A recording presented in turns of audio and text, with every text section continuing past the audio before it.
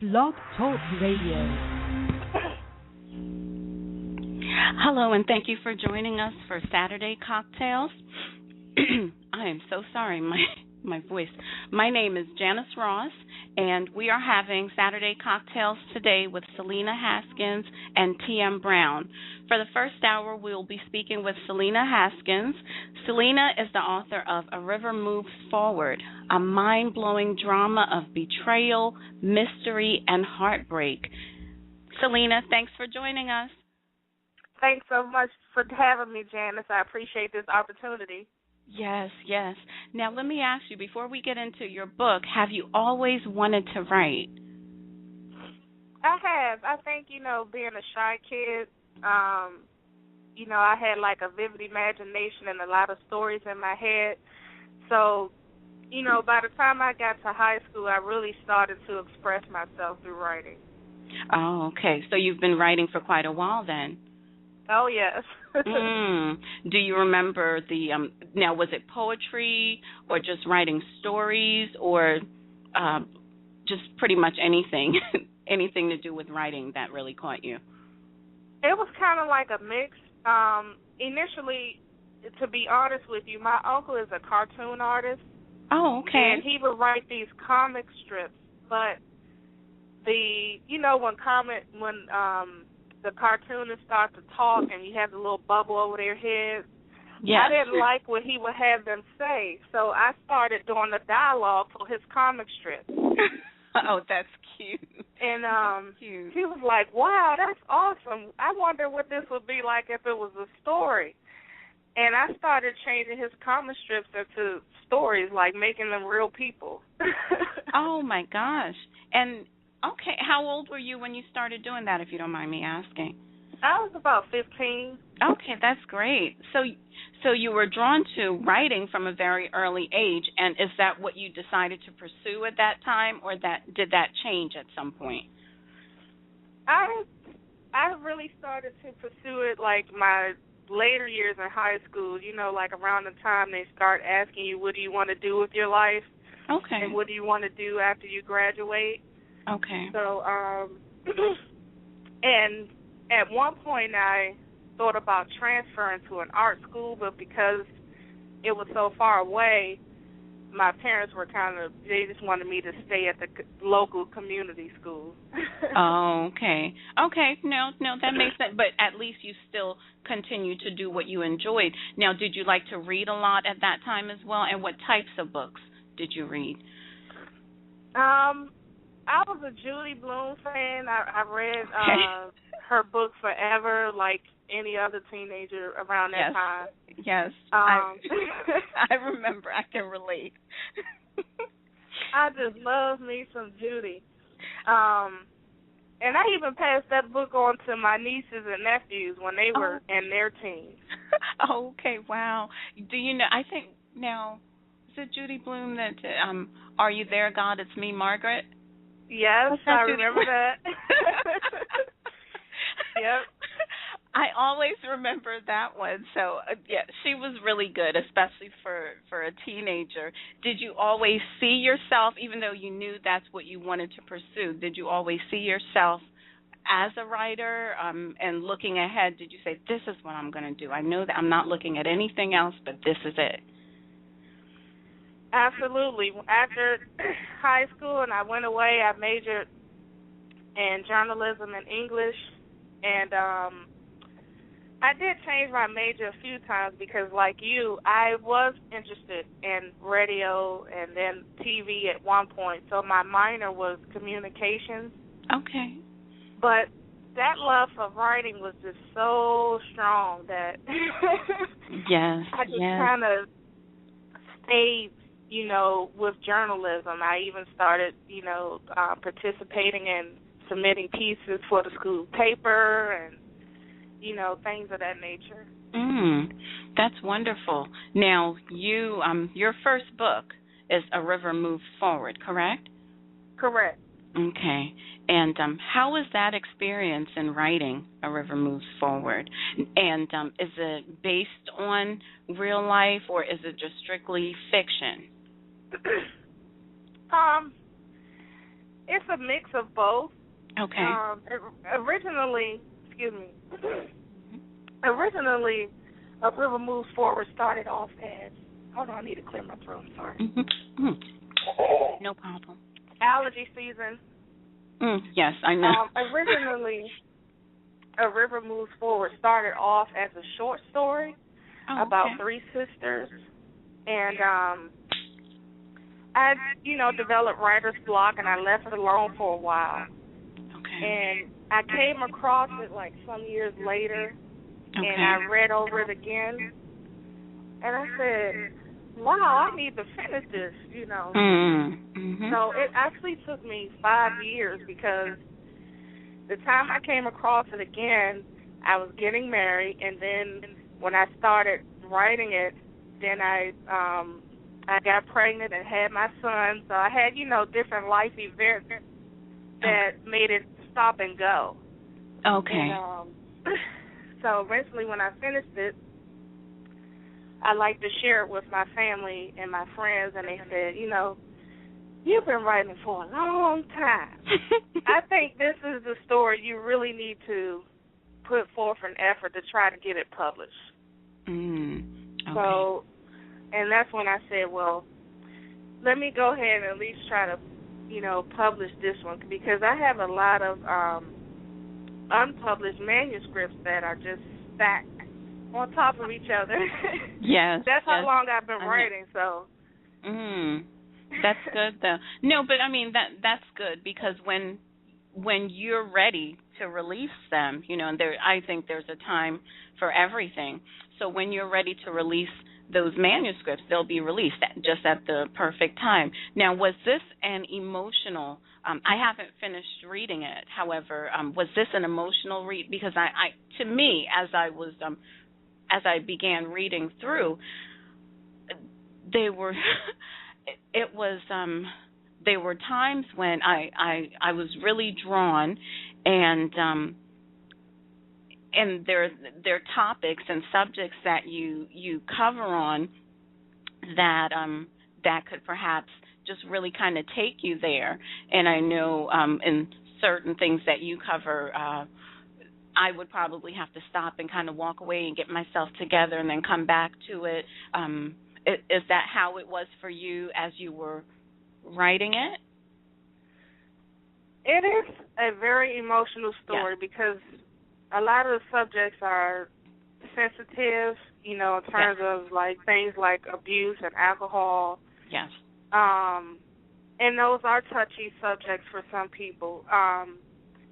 And when you were asking me if some of it is real life or some of it is imaginative, it's a little bit of both, because I think there are a lot of people who may have experienced that personally within themselves, or it has happened in their families, or they have friends who grew up in an abusive environment. So in order for me to write anything that's so touching, I have to feel it first, either through someone telling me about their experience, or I experienced it myself. So that's why A River Moves Forward comes across so real. Yes, it does. It does. Now, so pretty much your research for it then was in talking to people, or like you said, experiencing things yourself. Okay, that's wonderful. Now, you, when you were writing this, did you plot it out, or did you just allow it to flow? I pretty much allowed it to flow. I had some idea. Initially, when story ideas come to me, I can kind of picture it from beginning to end. But as I begin to write, it doesn't always end the way that I anticipate, because I try to let the characters be who they are without controlling them. Yes.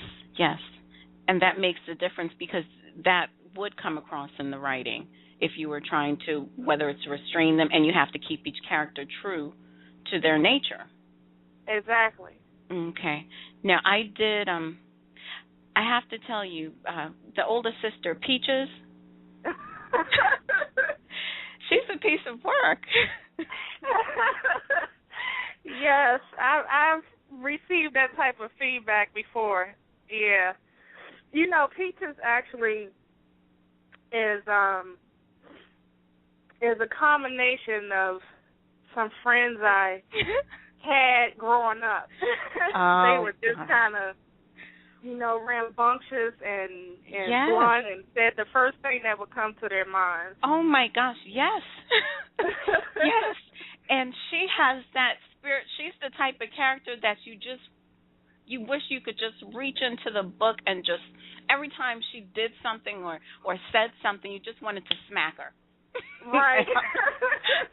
You know, and I even felt like every time I see that she would speak, I wanted to skip over her words because I know that I would get upset with her. Yes, that's Peaches. And, you know, it's funny because growing up, sometimes you always had that one in your inner circle. Yes. Everyone else is moving in one direction. Then you have that one person that goes left, and you're like, everyone looks and says, you know what, shut up. Yes, and that's Peaches. That is Peaches, and I think we all probably have a Peaches or had a Peaches in our life at one point in time. Yeah, she was. Was it difficult to write her part or to give voice to her? I know with me, I have favorite characters, but was she perhaps one of your least favorites? I actually like Peaches from the standpoint that there was no holding back.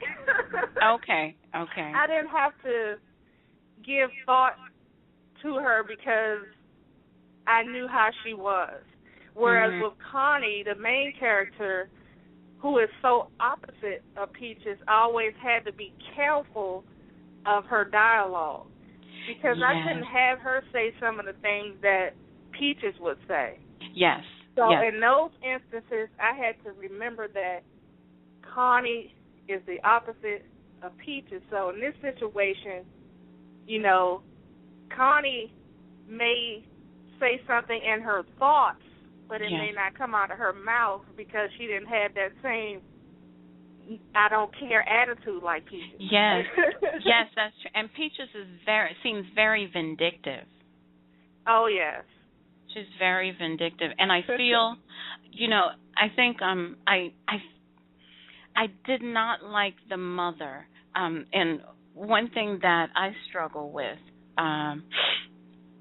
having kids, I feel that as a mother, there's never a time that we should not be there for our children, or that we should ever put someone else ahead of our children or allow our children to be in a difficult situation or ever put them on the spot. I think if there was ever a time that I see my children would be under attack, I would always take the blow for it, and I would always fight for it.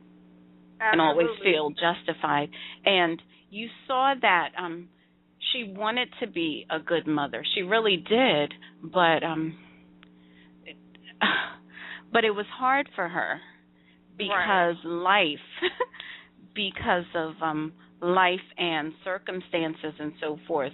Now, for the mother, or rather for all of your characters, did you do a character sketch for each of them? I know you allowed their characters to pretty much tell you what they wanted, but did you do a character sketch for them? Was the mother modeled off of anyone? We know that Peaches, you know, was a combination, but was Connie and Baby modeled off of anyone in particular as well? For each character I had like index cards, and I kind of had the basics of how they would be. Okay. I had certain people in mind for each character, and some of them were a combination of, again, people that I may know in real life. Okay. Whether they're related to me or were friends, present or past, or even coworkers. Okay. For the mother, you do have a lot of moms like that who tend to be passive. Yes. You know, and defenseless. And I think that that's true to real life in a sense. Sometimes when you're in those type of situations, that's how you're made to feel, but you have to think about the position that puts your children in. Yes, yes. And I've witnessed that. So because I've witnessed that growing up, whether personally or through friends of mine who I saw in that environment, I developed Frida, Connie's mother. Yes, Frida. Yeah. Oh, no problem. No problem. Yeah, because I found I struggled with her and liking her. And I really did. She tried, you know. Yeah, she does. She does. And I mean, she's working like 3 jobs, and the environment that they're growing up in, unfortunately, a lot of people are forced to live in in areas that's not ideal, but she still tried to set a standard for her kids, but she was still a bit wishy-washy. Yeah. And I think so. Yeah, she was still a bit wishy-washy. But the interesting thing with it all, I mean, all of the characters that I've encountered thus far, they do play an important role, and they have your emotions being pulled and tugged in so many different ways, And Mason, oh my gosh. I know. If you could give us a bit of information on Mason, please, because he's a I'm sorry, I won't say anything else. If you can give us a bit of detail on him. Mason is the person that, like you said, you wanted to jump into the book and smack teachers. Mason would probably be the person you just want to put under the ground, not just have him incarcerated, but put him in the ground the way they used to, years ago. Yes. And just make him suffer the way he made other people suffer. Yes. Yes. And you know what? It's like, and as you move further along, you'll find out reasons why he's the way he is. I mean, although there's no justification for his actions, I'm not going to justify it in no way, and I don't think I did in the book. No. But you will find out as you read along why. Okay. Okay. I guess because too, I struggle with, just in general, with I guess people not owning up to their responsibilities. Absolutely. And being able to just walk away from situations. I think that for me hit a personal note. And it just made me feel like, oh, I wish I could meet him. Just give me one day. No, not even a day. Give me 1 hour with him, and I'll show him what it's all about. Now, the setting for this is, if you can give us some information on that, too, just so we can kind of set it up for the audience, please. Okay. Well, the setting is actually in Chicago's Cabrini Green projects. Okay. And initially, like I said, since it started off as a short story, now in the short story, it was about 3 sisters who lived in the South. Okay. But I wanted to change the setting because I personally didn't grow up in the South, although I went to college in the South. Okay. I haven't experienced Southern life. Okay. But I have experienced urban life, and although I'm from Washington, D.C., I just wanted to pick, like, a different urban city.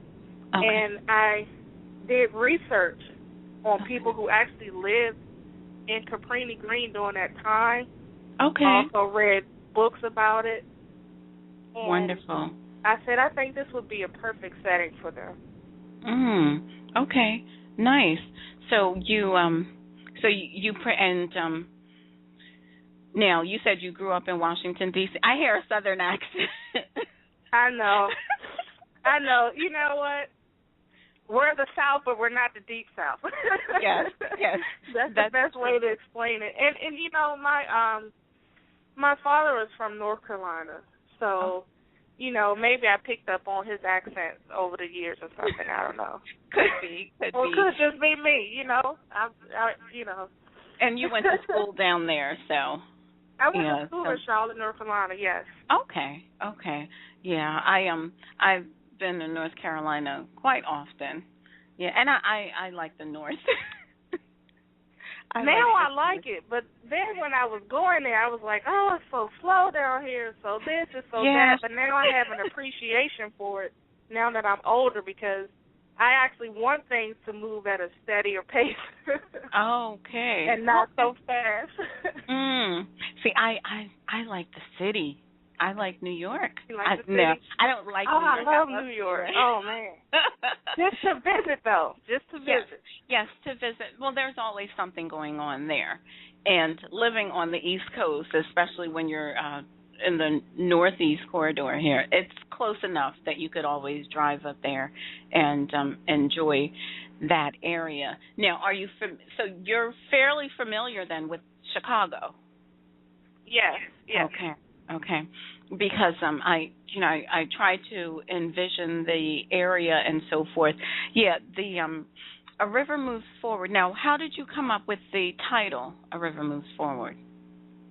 Well, I think about, my initial thought was an actual river. When you're looking below at the waters, okay, it passes over everything that lies beneath, rocks, debris, whatever it is, it just keeps flowing. And I think in life we have obstacles that we face, like the things that lie beneath, those rocks and debris, but we have to keep pushing forward, just like a river. We have to keep moving on so that we don't prevent ourselves from receiving the blessings that we deserve. Yes. Because, we already addressed, so far readers will know that this is going to touch on abuse and so forth, but how do you move forward from that without carrying that baggage around with you in each relationship? Yes. Whether it's a friendship, a romantic relationship, just dealing with others in general. How do you move forward? So that's how I came up with the title. Yes, very nice title. Now the book cover, I'm actually pulling it back up here, because as you're talking about it, I can picture the book cover, and it makes so much sense. Right. The way I wanted to pick something that made sense, because you have the backdrop of Chicago, the city itself, and you have the river. So, yeah. Beautiful. And now, also, another thing, at the very beginning, there is a poem, and its author is Baby. Yep, Baby is Gina Baby Morris. She is the baby sister of Connie, Peaches and Connie. Yes. Now, I'm a bit nosy, but just I'm going to ask a question now. I know that Connie plays a big part in this, right? In this story, in this tale. Does Baby survive? Well, I don't want to ruin the element of surprise for readers. See, I'm the type to go to the very back of the book and read the last couple of pages so that I know what to expect. Oh, we got a cheater on our hands. Yes, I admit it. Yes, let me put my hand up. I cheat when I'm reading a book, especially when I'm getting into it, because I need to know who's going to be around. Oh, Janice. But I still enjoy my stories. I still enjoy them. Okay. So let me ask you, when you're watching the movie, do you fast forward it to the end? I have done that a couple times. Oh, wow. I have done that a couple times. I'll not look at the entire thing as it's going through, and then I'll jump to the very end and just kind of see what happens. or this is really, really bad. I will go online and Google the movie. Oh, wow. Yeah. I'm bad. I'm nosy. I'm extremely nosy, and I can't help it. Well, keep reading. You're going to find out what happens to Gina, baby. In the end, she graduates from college. No, because I like her character. Because whereas I love Connie's character, and I feel for her, and Peach's character. Well, we know how I feel about Peach's character, and I think Peach's seems like her father. Oh, yeah. She has a lot of his characteristics, for sure. Yes, she does. And Connie, I can only assume that she's a mixture of her mother and father. I won't go any further than saying that. But Gina, she's such a free soul. She's very free-spirited. And right. So I'm kind of curious. I have to tell you, like I watched some shows that were books and then turned into movies. And normally if I watch the movie, I'm not going to read the book, or if I read the book, I don't watch the movie. Just because that's just me. However, there's some series that I've been watching, and they've been flipping up on me, because when I go to Google, the plot of the series no longer follows the books. So that happens. Yeah, I know, and I kind of want to write them and say, "What are you doing? That's not supposed to happen." That's how I felt when I think it was Terry McMillan's Waiting to Exhale. Yes. Something like that. One of her books wasn't. Yeah, I think that was it. I think that was her first movie, Waiting to Exhale, and it was the characters' descriptions were different from the ones that were in the movie. Yes. So I was like, huh? Mm-hmm. Yeah, and it's different. And a lot of times people get a preference for one. And I think when I read that, it was many, many years ago, because that, my gosh, I think that came out when I was in high school, if I'm not mistaken. And then the movie came out quite a while after. Right. So then I think with that one I actually went back and read the book and so forth. So nevertheless, but yes, I had to admit that, yes, I am a cheater. So people probably need to put in the very backs of their books, get back to the beginning, Janice. I know. And it's sad because sometimes, I even before I read the book, I said, "Oh, I have to get those last couple." And I know people that do that too. I have to get those last couple of pages to kind of say, "Who's this?" And I won't. A lot of times, I don't know the people in the very back. But as things start to unfold, I'm getting into it, and I'm enjoying it, and that's the glory of a good book. Even with me knowing what the outcome is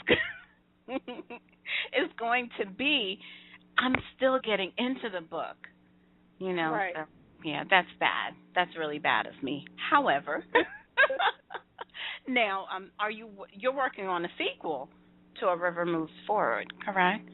I am. I finished the draft of it.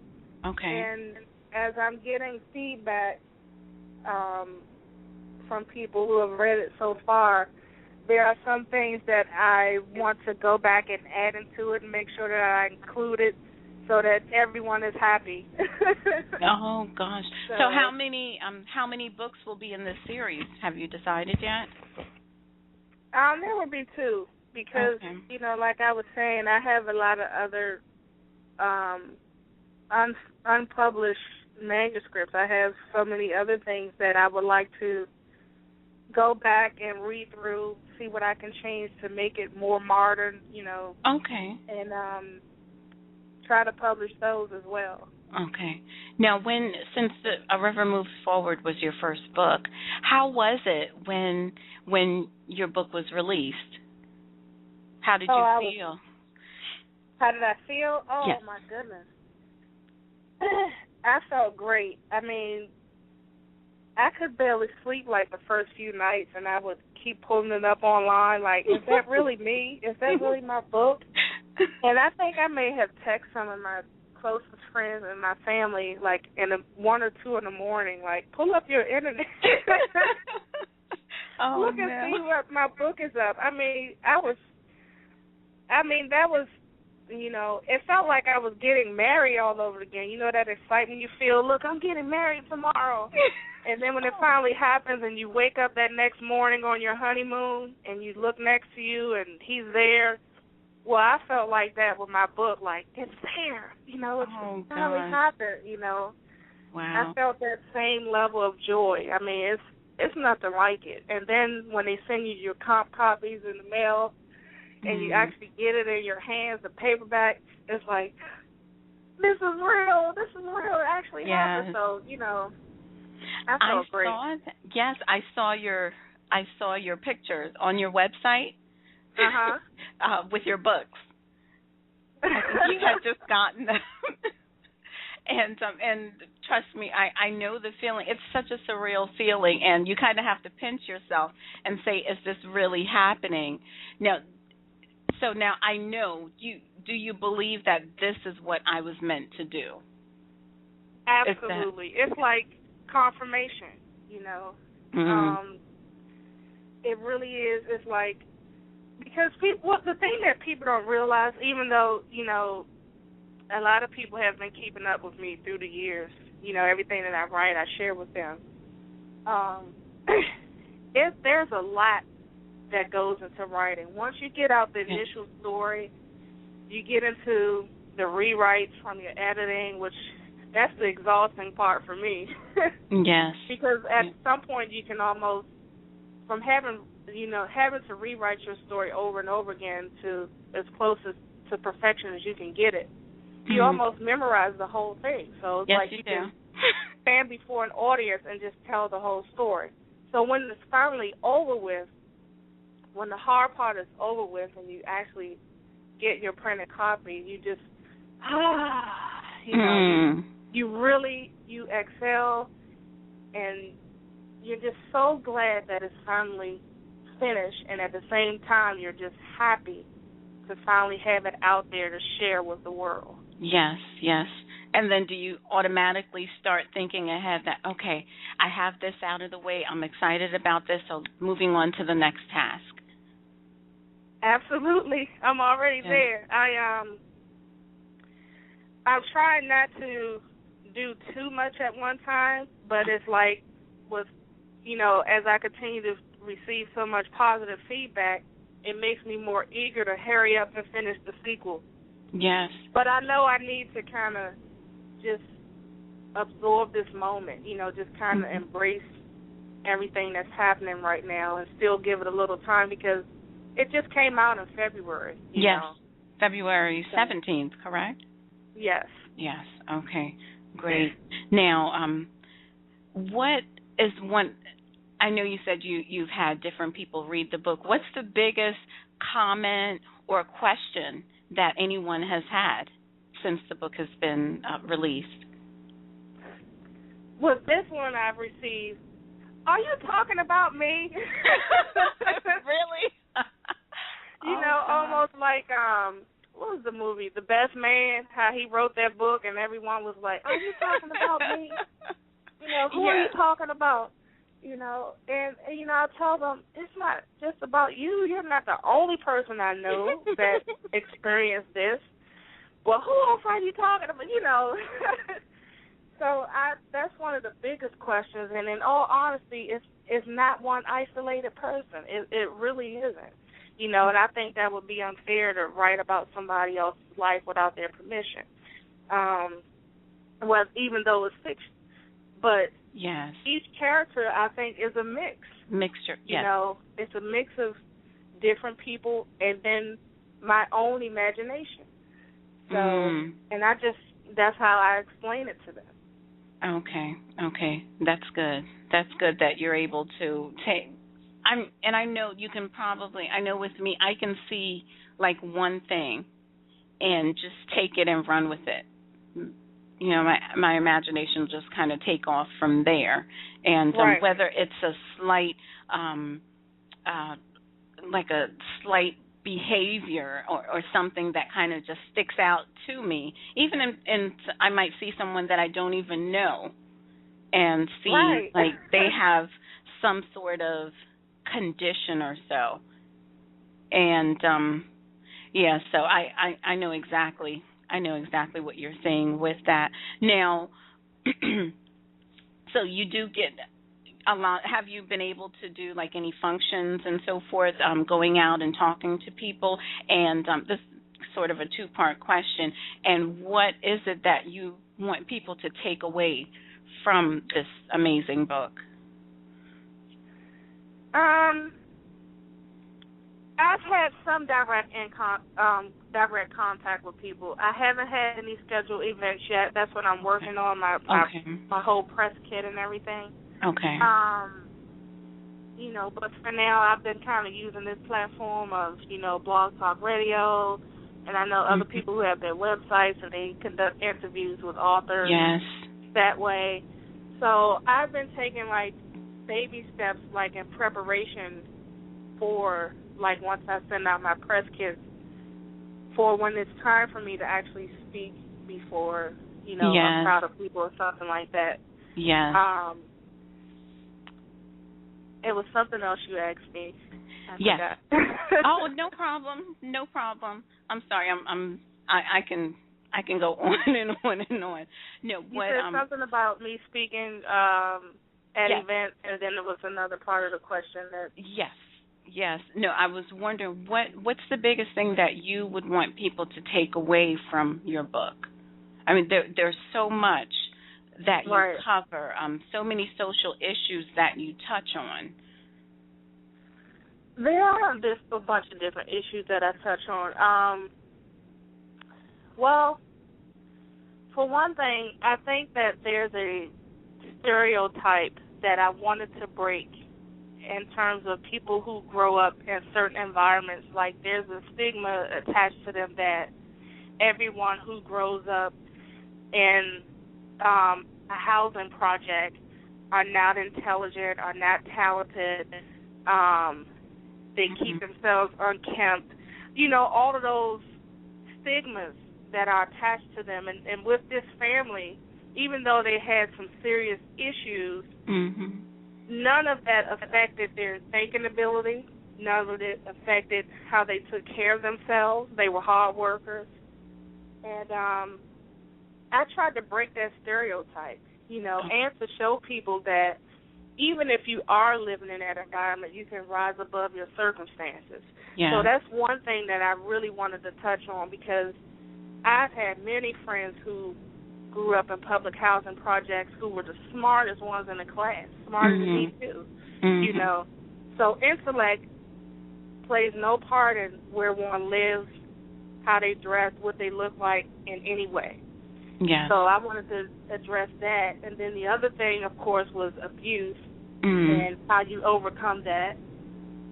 And as you yourself, Janice, continue to read further along, there are also issues I address in terms of being a female in what may be considered a predominant male society in terms of when you are into radio.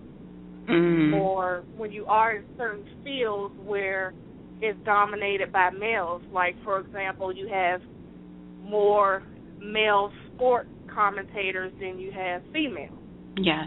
I'm just throwing that out there as an example. And Connie, she breaks those barriers in her time period. Okay. You'll see that as you read along. So that's an issue. But ultimately, the theme of the book is whatever it is in life that you're trying to overcome, work towards overcoming it so you don't carry that baggage with you. Learn to forgive, let go. Forgiveness is going to be a big play as you continue to read along, because there's another character that's going to come in. Oh, goodness. And that's going to address issues of forgiveness. So...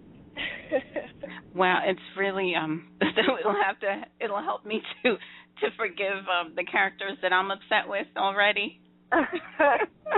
Yeah, you'll see how that plays itself out as well.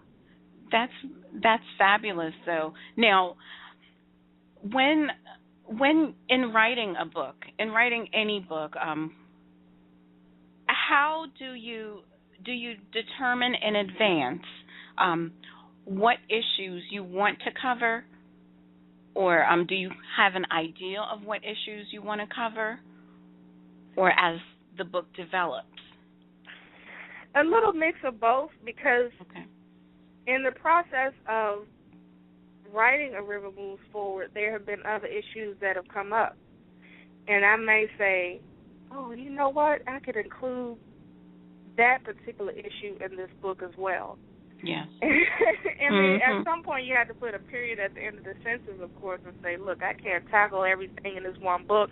Yes. Or it could become overwhelming, So, but there were a few things that came up in addition to what I originally had in mind, yes.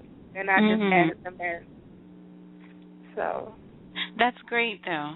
That's great, because I know with me, I with my book, when I began writing, I started focusing on one particular character, and I just trashed that completely because other characters were calling out to me more than the one that I wanted to focus on, and and like you said, I had to go with what spoke more, and what kind of shout at me instead of what spoke to me, and what seemed more. Yeah. Now, you said that a lot of people do come up to you. People, they feel that it's them that you're writing about. With all of your stories that you've written, what is your inspiration? What's your motivation for them? And are they based on social issues, such as what you cover in A River Moves Forward, meaning the ideals and the books that you'll be putting out in the future? My other books mostly touch on, again, there are some family relationships that I touch on, but they're leaning more towards more romance. Okay. There is romance in A River Moves Forward, too. Just so you know. Okay. But the previous stories that I've written that are unpublished, they tend to focus on one particular issue, whereas A River Moves Forward touches on many things. Multiple, yes. So those will be kind of narrowed down. But in general, the way that I write, I always talk about family relationships or love relationships. That's just who I am, and that's just pretty much what I know, experience, or witnessed, and I just kind of turn it into a story somehow. I can see like an elderly couple walking across the street, for example, and my mind may wonder how did they fall in love in the first place, and I can write a story off of that one couple. Yes. So, that's just how my mind may wander, and that just gives, your listeners who may be listening now an idea of the type of stories I write and how I come up with, these types of stories. Yeah, that makes sense. You say that, and I for the longest time I would, and I hope this this doesn't seem as if there's something wrong with me, but for the longest time, I recall seeing elderly couples walking, and I would say, wow, they look like they've been together for a really long time. Oh, my gosh, how could they stand to be together for that long? And my mind would go off, and, and not that I'm not saying that there's anything wrong with marriage or so, heavens no, definitely not, but it's just, thinking, wow, to have to stand someone for that long and to put up with everything. And everyone's story is different, and nothing flows perfect. And so, but, so I can relate relate to what you're saying, and the imagination plays such a big part, especially when you're writing fiction. Now, do you in your reading, do you read fiction, nonfiction, historical fiction, or lighter reads? Do you have a preference for your reading? I do read a lot of fiction, but I really like reading autobiographies, and I think that's kind of like along the lines of how I write, except I use a fictional character and they're telling their life story. Okay. I love to. My favorite is autobiographies. I like to find out about other people's lives and how they became the person that they are. Yeah. And depending on what I'm reading at the time, sometimes I hear my own thoughts behind what I'm reading. It could be a poem too. Like if I read someone else's poem, I hear my own thoughts and I can envision my own poem coming to mind, and I'll jot it down. Okay. It's almost like, did you see the movie Finding Forrester? Yes, I did. There was a scene where Sean Connery tells the young man to read because he couldn't get an idea of what he wanted to write about. Mm-hmm. So he said, read this book, and then when you hear your own thoughts, write. That's how it is with me. Like, when I read other people's work, I hear my own thoughts, and I start to picture my own ideas of a story. That's fascinating. Oh, okay. So reading is, I guess, is inspirational for you, and it motivates you as well. Absolutely. Okay. Yes. That's good. And I know with I'm pretty certain that most writers, they I don't know about you, but my library is ridiculous. My bookcases are filled, my electronic devices are filled with books because I'm always, and I try to kind of push myself out to read different types of books. And the good thing with autobiographies, you always, especially if it's someone that you always know how it's going to end. So with those, I don't have to jump to the very end. Oh, well, that's good. Yeah. So I can read an autobiography if it's someone that's I guess a public figure. Oh, okay. I know that's bad. I know that's really bad. But but I've been trying to just read so as much as I possibly can, and even putting myself out to read horror. Oh, wow. Yeah. Now with horror stories, you skip to the end on that too. You want to find out who was killed or murdered or something like that? Yes. Oh, wow. I want to find out who, but with those, I think I probably just read the very last page because I want to see who's walking away. Oh, my.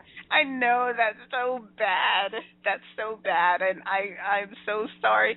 For anyone out there listening, please forgive me, but I can't help it. I'm very nosy. But, Janice, I'm sure you're not the only one, so don't beat yourself up. I mean, there are a lot of people like that just skip to the end because they want to know. They're so anxious they can't wait. The anticipation has been built up so much. Yes. That they just turn to the back, which is actually, in some ways, that's a good thing because that shows that the author has built up that anticipation enough to make you want to know. Whereas if you get to a certain point in the book and you're like, you know what, I don't even care how this ends. I'm done with it. This book sucks. So which would I rather have? I'd rather you want to know and cheat than to toss my book in a basket somewhere. Oh, no. Well, see, the thing with me, once I see how it ends, I want to see, at least I know, okay, this person's around. But especially if it's a complicated read, I am going to go through that to find out, how things were able to be maneuvered and, how everything played out. And if there are characters that I don't see that I knew were major characters to begin with, I need to know what happened to them. Right. You know, so it helps to push me through. I mean, there have been times where, oh my gosh, and I remember one, it was like I came home from work like a Friday afternoon, and by Sunday morning I had read 3 books. Wow. Now yeah. You are a reader. No, and I don't get a chance to do that all the time. Right. But, you know, but I read those last couple of pages, and I'm like, oh, I have to get through this, and I'm just like pushing through. And like I said, I don't do that all the time because I do take notes as I read as well, and especially for my shows. Right. I do try to take notes, and I'm always analyzing and perhaps even over-analyzing at times. But well, but, you're a writer. We do that. Yes. Now, I know that you have to get ready to go soon. Is there anything else that you wanted to share with our listeners, or are there any? Is there anything that you're working on? You want to? You have your website. You have a Twitter account. Do you have any other social media sites? Well, I just want to let them know that my author website is www.booksbyselena.com, and if they'd like to purchase a copy of A River Moves Forward directly from me, I will personally autograph it for them. They can also purchase the book, of course, on Amazon, Barnes & Noble. It's available on Kindle, Nook, and on my website you can get the ebook, the EPUB for it as well. My Twitter handle is @BooksBySelena, and my fan page on Facebook is Books by Selena as well. So I kind of kept it standard. I'm on Goodreads, but I'm on Goodreads under my author's name, Selena Haskins, and I like to blog on Goodreads, so definitely check that out. And what's the other social network? Pinterest. There's so many out there. I'm on Pinterest, too.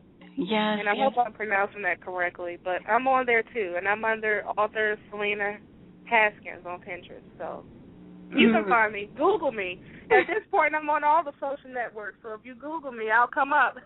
Yes. Yeah, and it's so, it's so easy to find people now, especially like you said by just going on Google. Now, and A River Moves Forward, that's your first novel, and do you already have a name for the sequel? The sequel is Riding the Wave. Okay. Nice. I like the flowing theme. I like that. Now, do you know when you're looking to release that, or still in the early stages? I am still in the early stages. I would like to set a goal and say this fall, but I don't want to commit to that just yet. Okay. I'm still trying to see, the feedback that I continue to receive from A River Moves Forward and really get an idea of what readers would like to see in the sequel. I already know that people want to see certain characters in the sequel, which they are, but some are emailing me messages about certain things they would really like to see. Oh, wow. Oh, so goodness. yeah, so I may consider that, if it all plays out well together. Okay. Now, and just a quick question that I just thought of. Now, and for the setting, and I guess I'm still I still haven't gotten through the entire book. However, for the setting, do you think that it's a setting that could translate to modern day? Oh, absolutely. Mhm. So it's very relatable because without certain detail, let's say even taking out certain detail that you included in there, I could see it as as taking place in this year. Exactly. You know why? Because some of those same issues are here today. Yes. Some of the same issues are here today. Yes. Even though A River Moves Forward, the setting starts off in the 60s and 70s, and then it ends at a certain time period as well. All those same things that happen, like the old saying, there's nothing new under the sun. You may have read that in the Bible. There's nothing new under the sun. And it really isn't nothing new under the sun. It's just repetition or various forms, different things taking forms. So you're so right about that. And I bring that point up just to show how relatable A River Moves Forward is. And I know sometimes, even with my experiences, sometimes people say, oh, some characters, they're so harsh. They're so harsh. But they're relatable because you can find those types of characters anywhere, and the same types of social issues or even public things going on you can find today. So I applaud you for so far what I've read. Excellent read. And I look forward to finishing A River Moves Forward, and I look forward to the sequel as well. And, once you're ready to release the sequel, well, we'll be in touch either way because I think we're on Twitter and Facebook. Exactly. We'll definitely keep in touch. Yes, most definitely. And, and I look forward to having you back on the show again in the future. And I wish you all the best in all of your endeavors, Selena. Well, thank you so much, Janice, and thank you for allowing me the opportunity to be on your show. And I wish you the best, too. Thank you. And so, like I said early in the show, I know that you had to go, so I didn't want to hold you up by asking any more questions. Okay. All right. So great. Remember, as you read along, you probably already skipped to the back, but it'll get better as you move further along. I think you'll fall in love with the main character, Connie. I will say that. Good. As long as I don't have to see too much more of Peaches, I'm good. They're sisters. Hey. No, she can go along her way. Peaches can go along her way. But thank you for an excellent read still. Oh, you're welcome. I'm glad you enjoyed it. And please tell others about it when you're done. Oh, yes, most definitely, Selena. Okay, and enjoy your weekend. You do the same. Thanks again. All right, thanks. Take care.